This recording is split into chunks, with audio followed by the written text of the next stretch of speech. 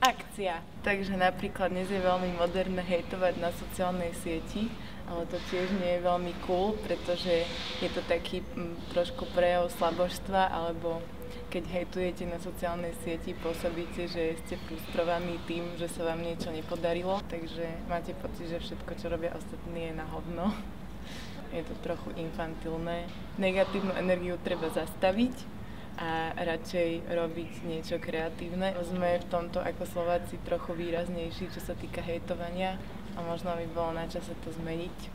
Zaujímavým faktom našej mentality je aj to, že keď je už ten čas vyjadriť ten názor, tak to ľudia väčšinou nespravia a o to zaujímavejšie je to napríklad v politike, kde by sa ľudia mali postaviť voči niečomu a zaujať nejaké stanovisko. Si myslím, že ak sa to dá, tak by sme mohli byť na seba dobrí, lebo tu nie sme úplne dlho.